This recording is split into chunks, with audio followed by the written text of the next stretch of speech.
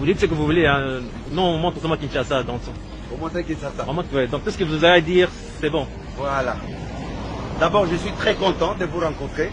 Je m'appelle Novo Mondo André. Je suis retraité de France. J'ai fait 25 ans en France. Ce pays, c'était le paradis de la terre.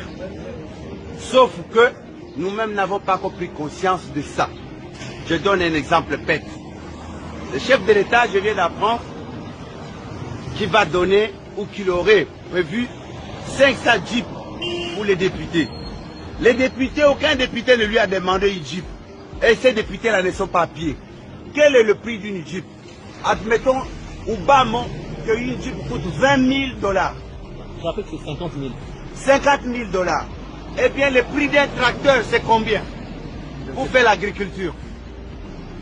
Eh bien, si tu sais qu'elle commande 500 tracteurs, à chaque député, on lui donne un tracteur.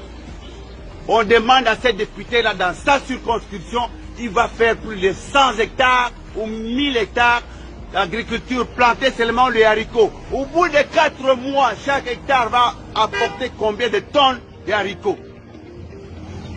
On donne à nos militaires, prend 1000 militaires, on leur demande de planter seulement des boutures de manioc sur une millier d'hectares de manioc. Au bout de 8 mois ou 12 mois, nous avons de manioc. Le prix de manioc ici va coûter un sac 10 000 francs. Qu'est-ce qu'il lui a pris pour aller proposer aux députés des jeeps? Une jeep, il ne donne seulement pas le jeep, le monsieur là va acheter le carburant, il va acheter de l'huile, ça va tomber en panne, tout ça. Ça va rapporter quoi au Congo? Mais apparemment, les jeeps sont à crédit, c'est-à-dire qu'ils vont payer petit à petit. Mais, apparemment. Mais justement, ces crédits-là, qui va donner les crédits? Mais prenez les crédits pour les tracteurs.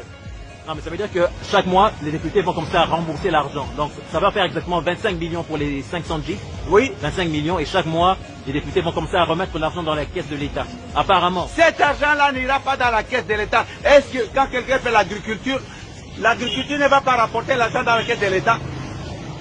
Entre quelqu'un qui fait d'abord le Ndundala que vous appelez Bitekou et le Matembele. Au bout de 15 jours, vous avez le Bitekou. Lorsque vous allez à l'aéroport de Njiri, vous arrivez à la descente là, il y a des mamans qui font le Bitekou. Ces Bitekou là, ils mettent dans des cartons, ils amènent à l'aéroport, ça part en Europe, quartier Château Rouge, Bruxelles, Matongé, tout le monde achète ça le même jour, ces légumes là finis. 15 jours seulement. Mais si on fait des hectares de Matembele pour envoyer en Europe, ça rapporterait combien pour l'État congolais et pour cette population? Ici, on ne peut pas crever de faim. Moi, je suis en colère d'apprendre que ces individus-là qui sont au pouvoir prennent de l'argent, ils font n'importe quoi avec, ils vont se promener dans toute la ville. Lungwa, Bangognos, ils habitent Gombe, la plupart.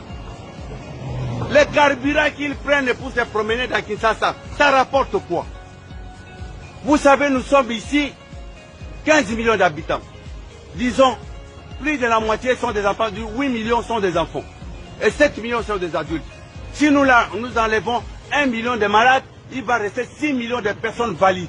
Les 6 millions de personnes valides, les femmes sont plus nombreuses que les hommes.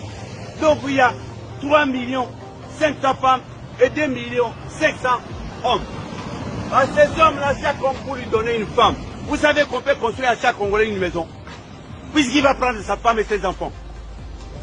Est-ce que nous sommes des malades quelque part? Ça ne va pas dans notre tête. Comment nous pouvons faire des choses comme si nous étions fous, nous étions des malades? Ils vont en Europe. Ils savent que dans Paris, il y a de l'eau, des fontaines d'eau dans Paris. Tu as soif, tu appuies quelque part, tu bois de l'eau. Et cette eau-là, la nappe phréatique de Paris, c'est plus sale que notre nappe phréatique ici. Pourquoi, bon sang? Pourquoi on ne peut pas installer des fontaines publiques ici pour que les gens puissent boire de l'eau? On nous apporte des bouteilles qu'on jette partout. Une petite bouteille doit marquer American Water, Swiss Water, Canadian Water. Quel est ce complexe-là, imbécile? Complexe d'aller mettre le nom du Canada, le nom de American Water, Swiss Water. Est-ce que Congo Water va beaucoup tirer? Maïwana est au bout de la Suisse. L'eau de forage, à quelques 90 mètres, bazote qu'il a bien encore 500 francs. Mais cette eau-là doit coûter 1 franc congolais, même pas. Hein? Après, ils nous jettent des bouteilles partout. Qu'est-ce qu'ils ont mis de plus dans cette eau-là? Rien du tout.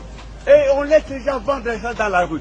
Tous ces gens-là dans la rue, on les arrête d'abord. Et puis on met des fontaines publiques. Nous avons de l'argent pour ça.